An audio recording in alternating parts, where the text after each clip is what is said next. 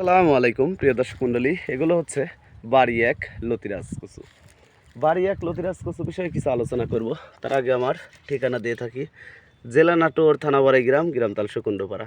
দেখেন বাড়ি এক লতিরাজ কচুতে লতি বের হয়েছে কি সুন্দর। প্রতিটি গাছে দুইটা একটা করে লতি আছে, দেখেন প্রতিটি গাছেই। এই বাড়ি এক লতিরাজ কচু চাষাবাদ করলে দেখা যায় কাঁচামাল প্রতি সপ্তাহে 5 থেকে 6 মণ লতি উৎপাদন করতে পারবেন। এটা লাগানোর নিয়ম, লাইনে 1 হাত পরপর, এক লাইন থেকে আরেক লাইন 1.5 হাত পরপর এভাবে লতিরাজ কচু চাষাবাদ করতে হবে। প্রতিটি গাছে দেখেন কি সুন্দর লতি এসে গেছে, প্রতিটি গাছেই। গেছে সপ্তাহে এই জমি থেকে 6 মণ লতি কাটছিলাম, এ সপ্তাহতেও আশা আছে 6 মণ লতি কাটার। আর এই কচুটা আপনারা ডিএপি সারটা ব্যবহার করবেন, ইউরিয়া সার ব্যবহার করবেন, বাসুডিন এবং প্রধান জাতীয় যে বিষ, অর্থাৎ মাটিতে কেঁচো টেচো থাকলে মারা যাবে এই ধরনের বিষ আপনারা ব্যবহার করবেন।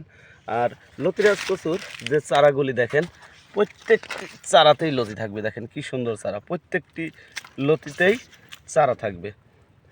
আর যে জমিতে আপনারা রোপণ করবেন সেক পানি দিয়ে রাখবেন। এই যে পানি দেখা যাচ্ছে, এরকম পানি দিলে ওই জমিটাতে কচু খুবই সুন্দর হবে এবং ভালো একটা বেনিফিট লাভ করতে পারবেন।